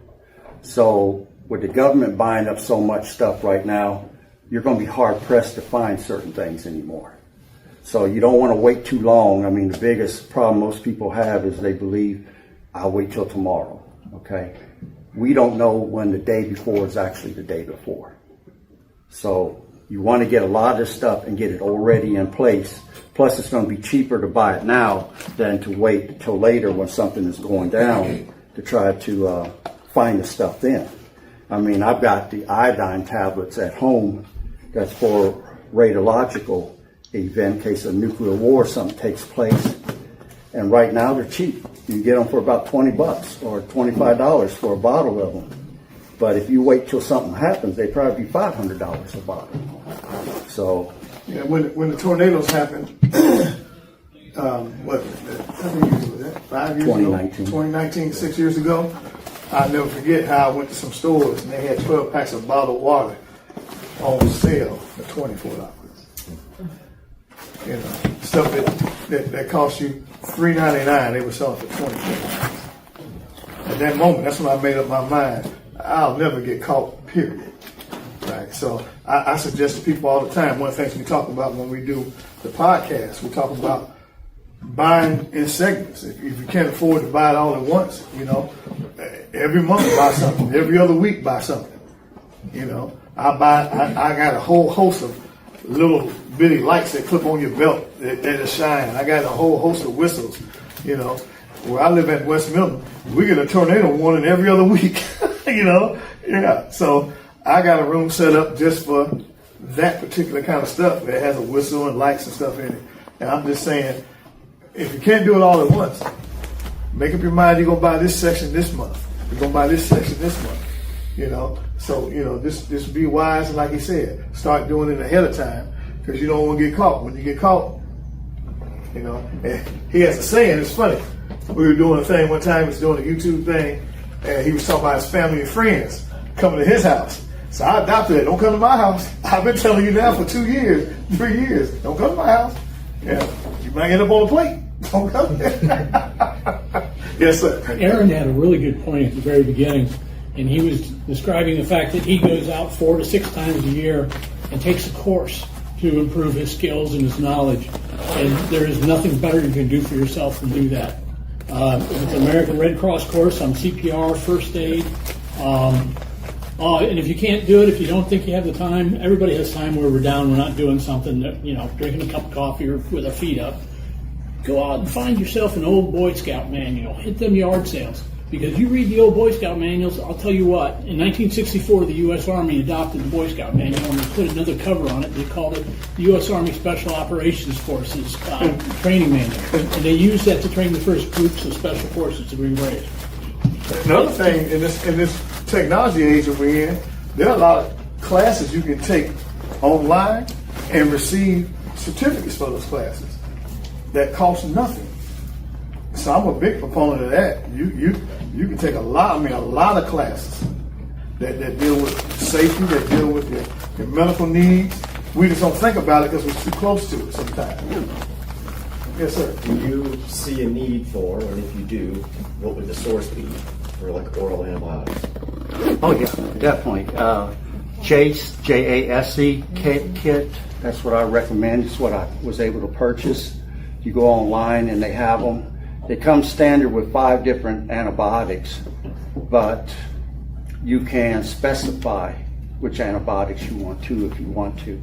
Now you're going to pay probably about $250 for a kit, but when the hospitals aren't around and the pharmacies are shut down, simple things like E. coli, salmonella, listeria, foodborne illnesses, you can easily treat that.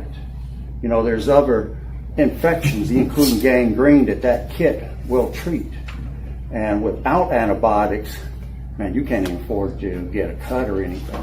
So, because we could do a whole class on just first aid, because I've got kits, I've got buckets with stuff, but I would say definitely have some antibiotics. Actually, I suggest too, you know, it might sound crazy, but things that you use for animals, I was just going to ask you can about use that. for yourself. Because So- it's all sterile when you get in the livestock store. Right. So, and it's funny. So something you may pay for at a pharmacy, you can go to Rural King and get for half I was the just price. going to ask about that. You know, so I'm a big proponent of ivermectin and fenbendazole, stuff like that, and I'll go right to Rural King. And they got needles Yeah, and all kinds of everything. stuff there. Yeah, so I was going to ask about that. Yeah, during the Bosnian War, Just at like a Rural King or TSC. Or something. yeah, when they ran out of meds to give the people, they immediately went to the veterinarian clinics and they grabbed up all the meds that were comparable for humans to take. Because penicillin for a dog or a cat is same as penicillin for a human.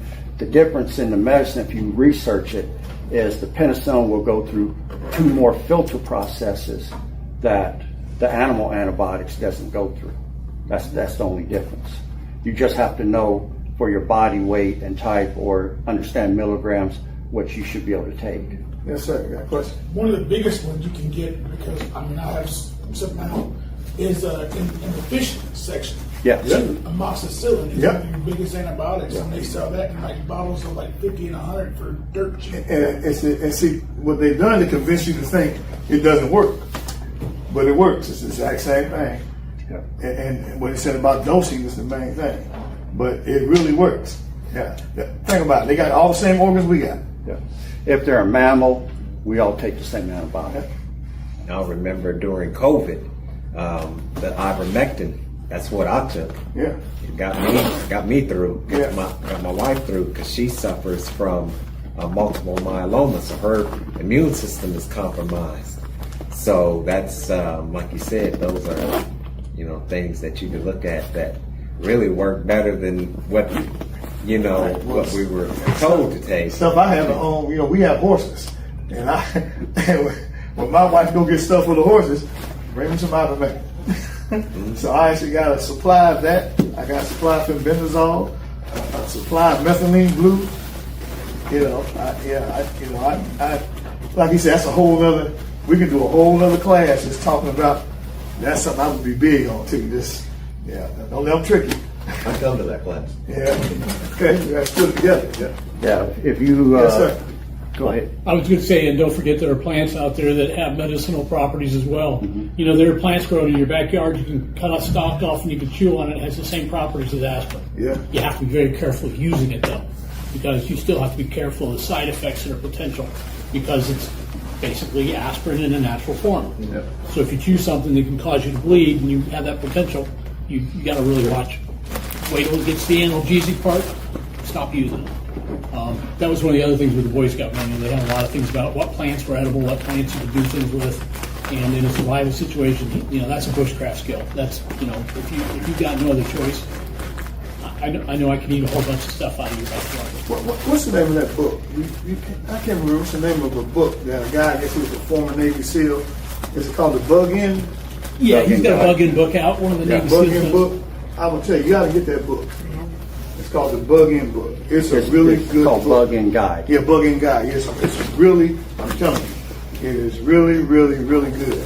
And it covers a multitude of topics and breaks down, in great detail. I suggest that to anybody. And it's like $30. It's worth it.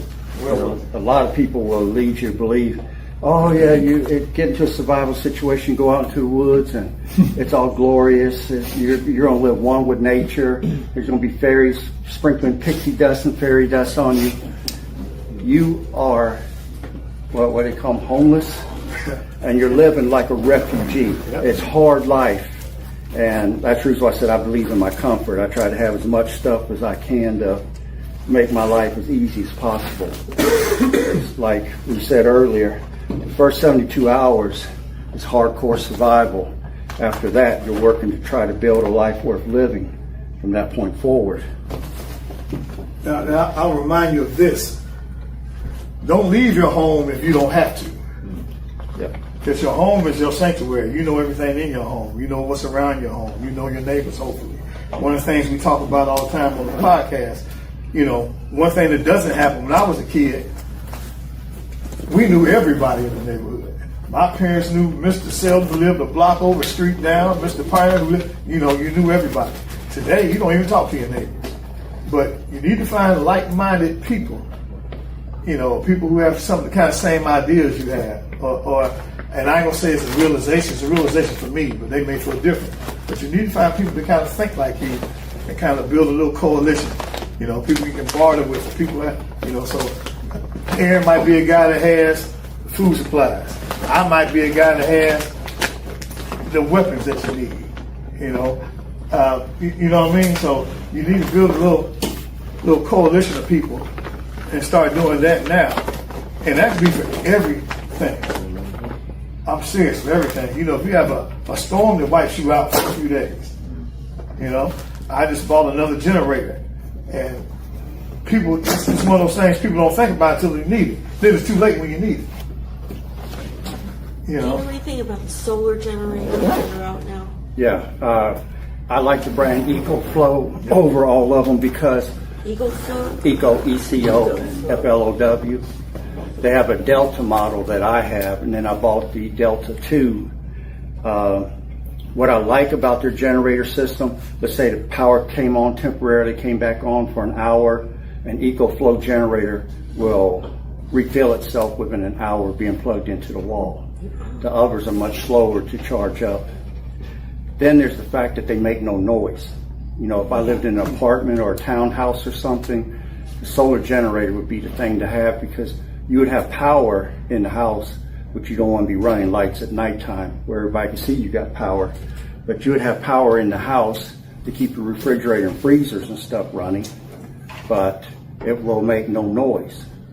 Where the gas-fired generators, And if I went with gas, I would go with a dual fuel generator. You can run it off of gasoline or you can run it off of propane.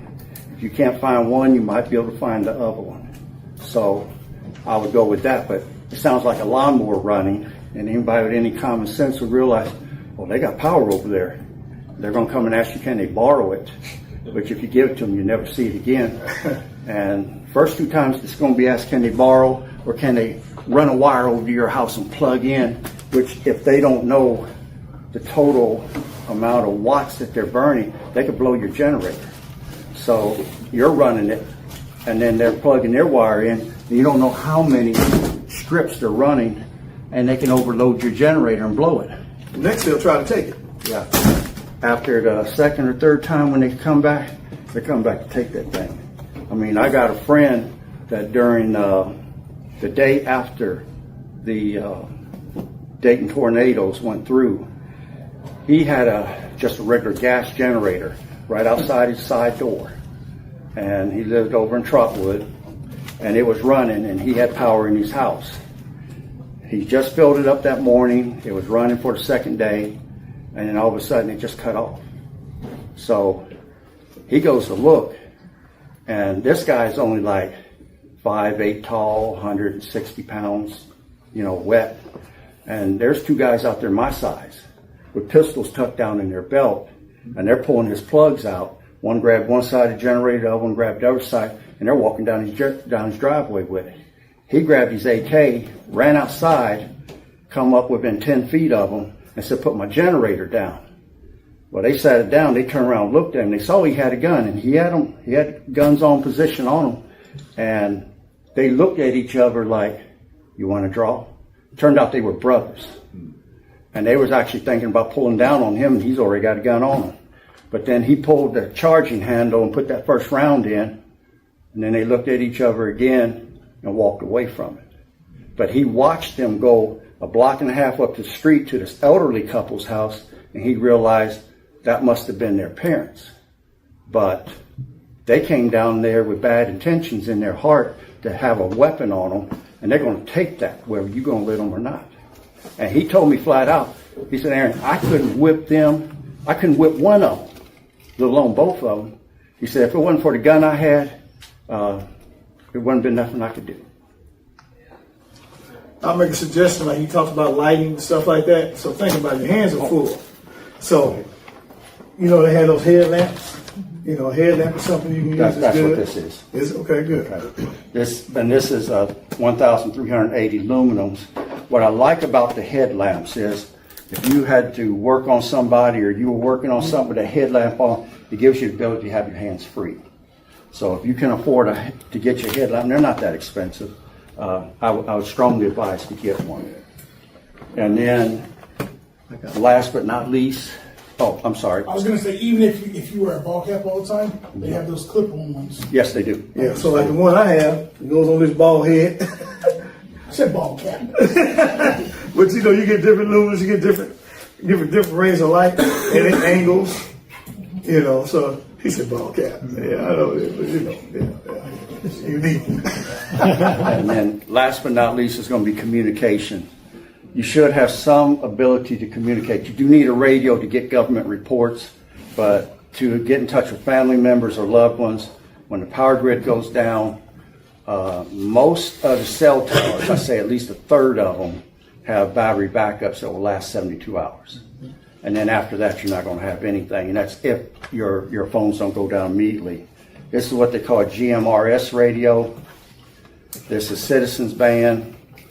The best is ham radios. Now, even though when I bought this one, it said 36-mile range, it doesn't work like that. If I got on top of a building and to the person that's 36 miles away, it's unobstructed, no buildings, no trees, no hills in the way, I can get 36 miles out of this. But if there's anything blocking it, I'm not getting nothing. And let's say I'm in a basement or in a parking garage and we're underneath surviving 2 levels, you'll barely be able to reach the surface. Because any obstruction along the way will block your signal. What do you think about the satellite phones? there's one out called rapid radios that you see on TV all the time. And rapid radios has an Achilles heel. It runs off the cell towers. So even though you can talk clear across the nation, you got all this range, the cell towers go down, those are going to go down. And they don't tell you that. Just like that electric generator, they advertise on late night TV that when your power goes off, it cuts on. Generac, okay. Generac's got an Achilles heel. Now, they just recently came out with a solar system, which avoids that. But the Generac runs off of natural gas. If the power grid was to go down, there'd be no pumps pumping natural gas to a person's home, and your $6,000 or $8,000 Generac system is just a pile of junk.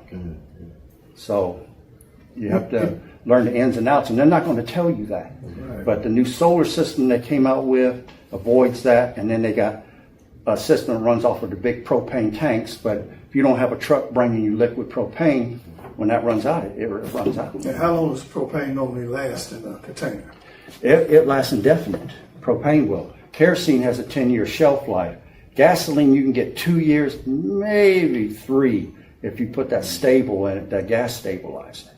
But kerosene is 10 years. After 10 years, it starts to get fishy smelling, and it gets kind of, some sort of sludge starts growing in it. That's why it's important if you get a generator, if you can get one that's a dual fuel, like the one I have is gas and propane. You want a source that can last a little longer. You know, if anybody's ever seen the movie Homestead, anybody look at the movie Homestead? I'm telling you, I suggest you look at it. Yeah, Homestead has some scenes in there that has some very important things. So one of the things that I told Aaron when I saw it that caught my eye that I never thought of, and it's very simple, because I gotta get our Dodge bag at home set up if I have to leave. But one of the families there, they had the carted suitcases on wheels, and I didn't even think, as heavy as that is, if I get somebody who's of a certain age or doesn't have a certain amount of strength, they still need to be able to move the stuff as best they can. So what's wrong with having one of those suitcases that's filled with all the stuff you would have in your bug out bag? And when I saw that in the movie, I said, well, see, that's what I'm talking about, right in front of you, and you don't look at it. So you buy a nice travel bag that has nice wheels on it, it'll give you opportunity at least to take it to your vehicle and move it somewhat, you know. So something simple as that, you can overlook. That's why it's good to take a moment, even with the stuff you learn here today, and go through it, go back and question it, and say, what's the alternative to that? Because they create new stuff all the time. The stuff I used to start fire with, now they got these little packs you can buy called Go Fire, that you can take a lighter to them, and I think a box has maybe 30 packs in it. It's so easy for starting a fire now as opposed to what it used to be. So there's a lot of little things that are alternative that you can get that you wouldn't think about. But something as simple as that suitcase. I said, I'm in the movie theater now. I said, boy, you're pretty stupid. You got this heavy ass bag. And I can put this in it. If I'm going on a plane trip, what I do? Right. Yeah. So I would suggest everybody look at Homestead. And I wouldn't say, it's a movie by rule. You know what I mean? But I'm telling you, I would look at it. You might get some ideas. You may get some ideas about people's behavior. Because that's some of the things that came up in the movie that was like really true.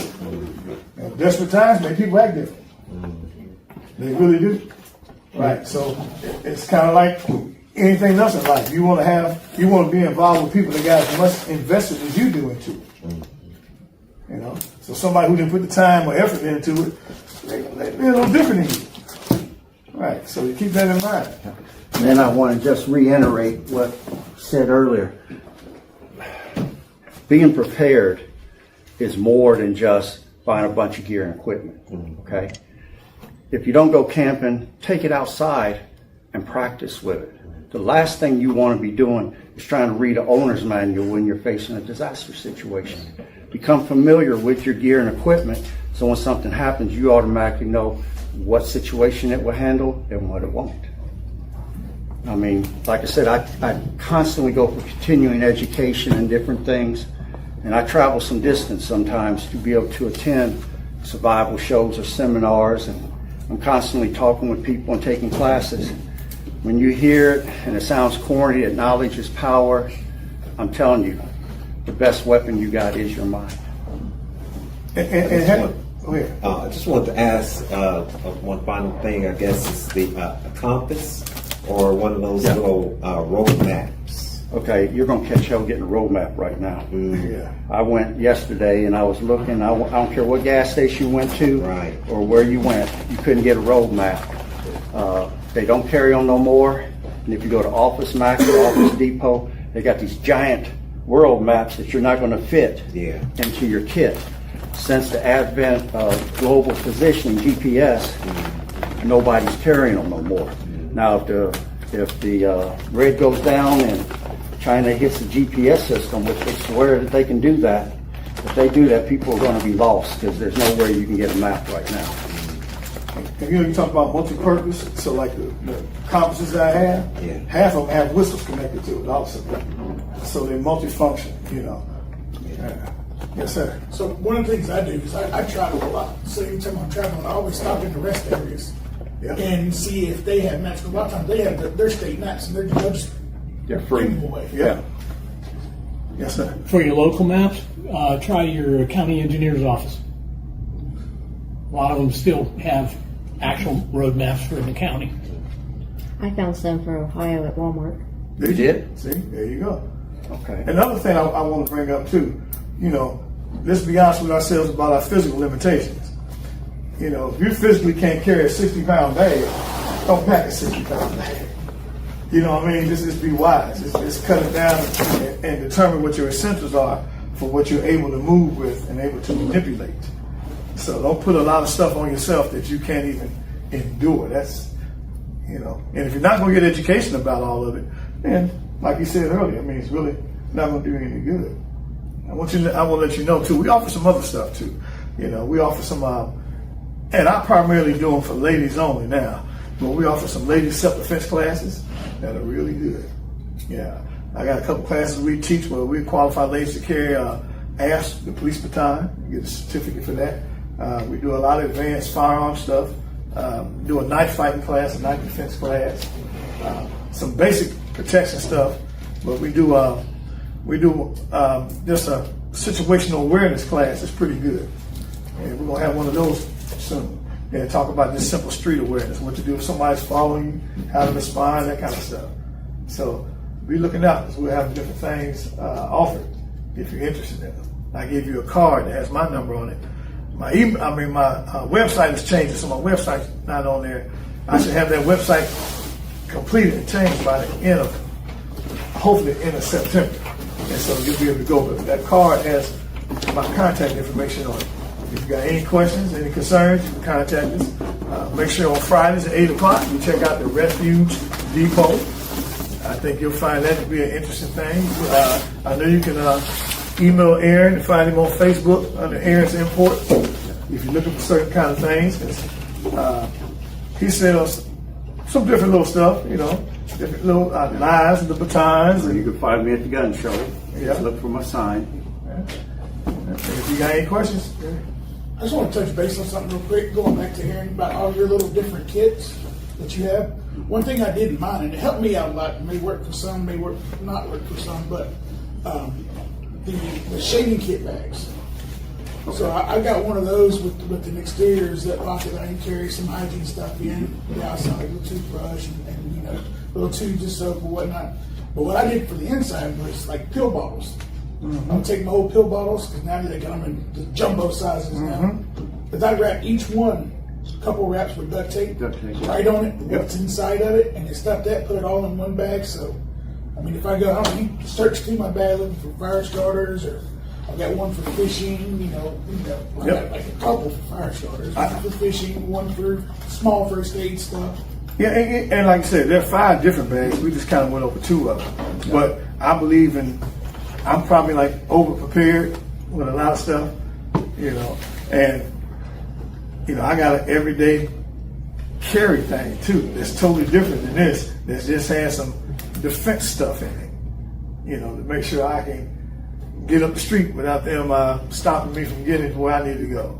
So I'm a firm believer in being trained. One of the best but worst things that happen here as far as weapons is when they did constitutional carry. Because constitutional carry, I think, is your right if you legally carry a gun.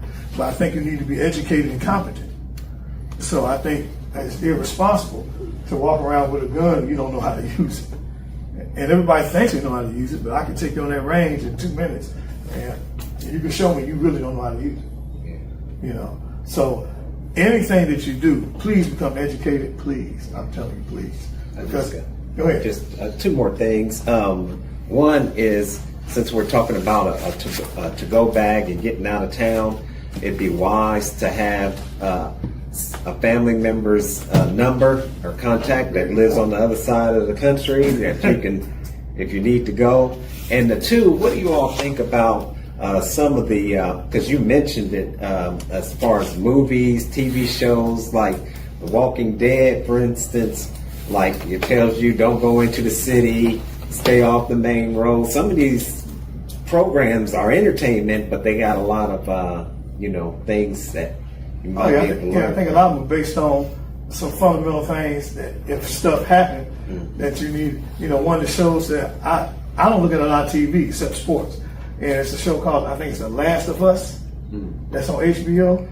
And I've been intrigued to look at that because some of the concepts you're talking about are just what you're saying. That's like, if this happens, that's highly probable the way it's going to go.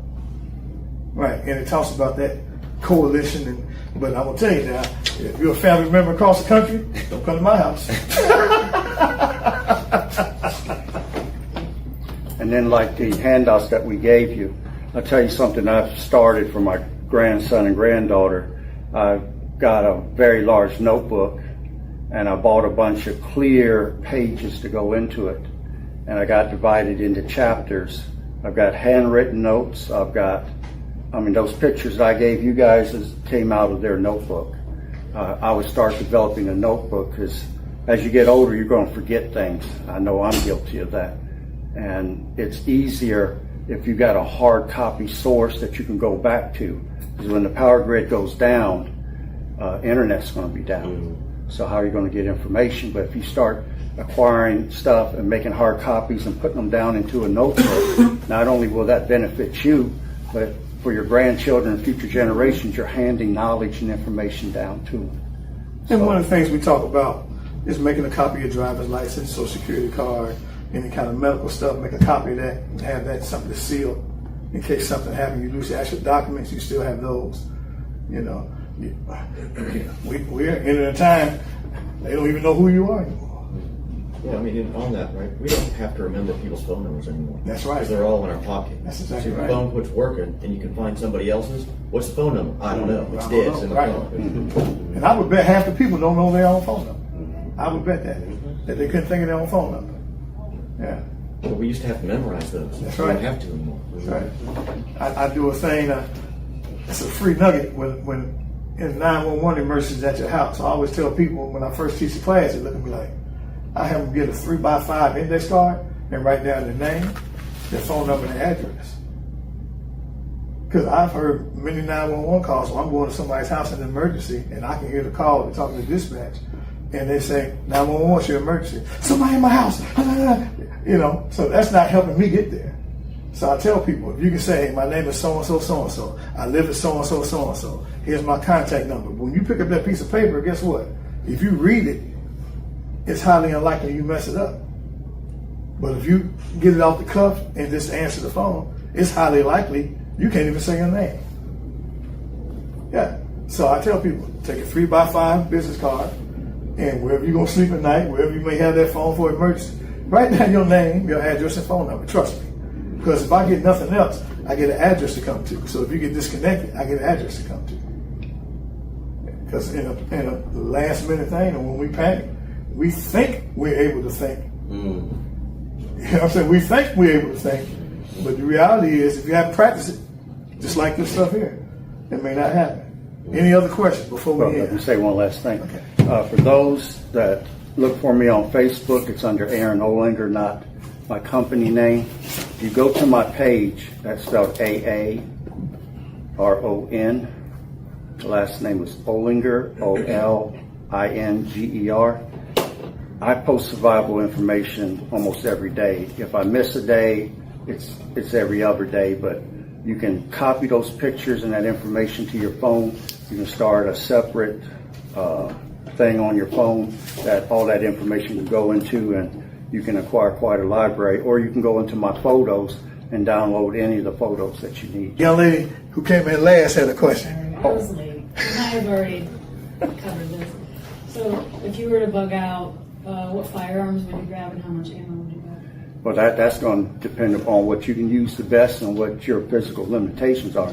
Lead and water is heavy, yeah. And I would strongly suggest that you don't ever barter guns or ammunition, because if you do, when they get desperate enough, they're going to turn it on you. I find other things to barter. I keep hearing people say, I can barter ammo, I can barter ammo. Well, you give somebody 200 or 300 rounds for some food or whatever, and when they run out, they're coming to take what they think you got left, and they're going to shoot them bullets right at you. So guns and ammunition would not be a barter tool for me. One of the things that I do in my bag, I keep in the car every day. So I carry a gun every day, and I keep this little old school pouch that they wearing again now. This was 20-something, 30 years old. They were doing it again now. And you know what's funny? I put this around my waist and turn it backwards. Okay? And so if they see a firearm here, they notice a firearm here, within here is another firearm. Right? And it's small that I can keep in my pocket. It goes in a wallet holster if I needed to. And some extra magazine there, extra rounds in there. So when you talk about what you can carry, I think it's what you can carry. Yeah. This would be heavy. Yeah. So you know, I think it all depends on if you're really bugging out, or if you know, I think it just depends on what you think you need.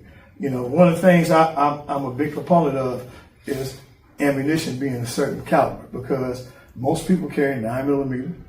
It's the NATO round, or you always gonna be, or 22. 22 you can hunt with if you need to. Small game, if you want to catch yourself a rabbit or a squirrel. You know, if you want to get a big deer like Aaron's talking about, you know, me, I'm gonna eat the mud and grass. But yeah, so I think it just depends on what you're able to carry.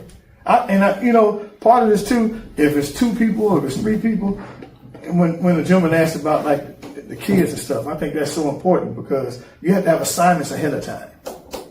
You have to have assignments ahead of time. This is a plan. That's why it's pre-planned. So you have to have assignments ahead of time. So you have to practice. If I say something's wrong, honey, I need you to do so-and-so. And you go ahead and get what you know we need. Then I have a responsibility to get what I know we need. Because like I told you before, in the moment of chaos, what you going to be doing? Yeah. Everybody's everywhere. So the least amount of stress you can create on yourself, the better it's going to be. The quicker it's going to work. The more efficient it's going to be. The less likely you're going to forget something. If me and Aaron, we out, and I say, bro, if something happens, you do this, and that, do this, and I'm responsible for these things, then he's entrusting me to get what I need to have, and I'm entrusting him to get what he needs to have. And I think what both of you are saying, especially as far as training, is very important, especially with children. So when you have your children, you need them to be quiet in certain moments. They need to be disciplined enough to be quiet. But going back to part of what you were saying, I go by the rule, it's what you hit that counts, not how much noise you can make. I've got a friend that's every bit my size.